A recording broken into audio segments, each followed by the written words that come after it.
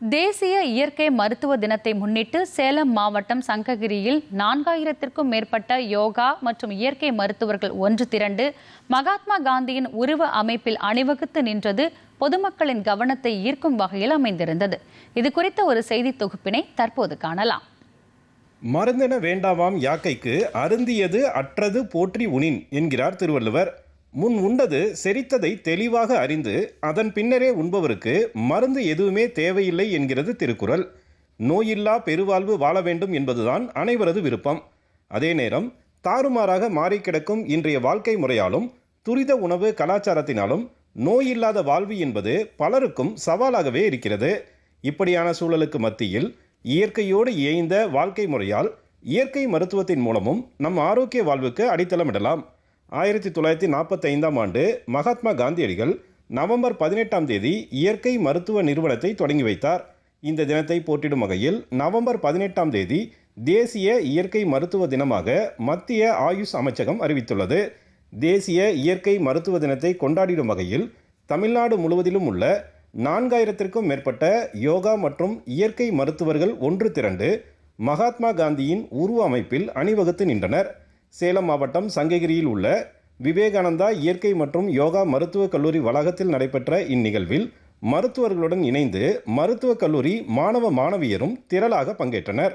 உபவாத சிகிச்சை, யோகா சிகிச்சை, உணவு சிகிச்சை, மண் சிகிச்சை, நீர் சிகிச்சை, மசாஜ், நறுமண சிகிச்சை, காந்த சிகிச்சை, நிற சிகிச்சை, அக்குபஞ்சர், இயன்முறை சிகிச்சை என அன்றாட பிரச்சனைகளுக்கு எளிமையான தீர்வுகளை இயற்கை மருத்துவம் வழங்குகிறது என்கிறார் யோகா மற்றும் இயற்கை மருத்துவத்துறை இணை இயக்குனர் மருத்துவர் மணவாளன்.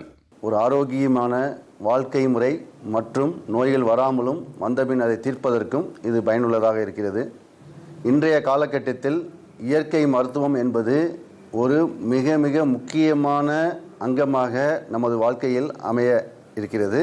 தமிழகத்தில் அரசின் அங்கீகாரத்துடன் இயற்கை மருத்துவர்கள் பணியாற்றி வரும் நிலையில் மத்திய அரசு ஒழுங்குமுறை ஆணையத்தை அமைக்க வேண்டும் என்று கோரிக்கை விடுக்கிறார் தமிழ்நாடு யோகா மற்றும் இயற்கை மருத்துவ பட்டதாரிகள் சங்கத்தின் மாநில தலைவர் மருத்துவர் சவுந்தரபாண்டியன்.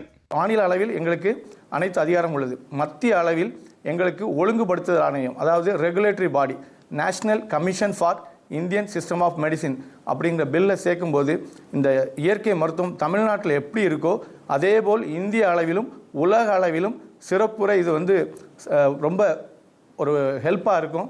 வேகமாக மாறிவிட்ட வாழ்வியல் நடைமுறைகள் இலவச இணைப்பாக எண்ணற்ற நோய்களை வாரி வழங்கி வருகிறது.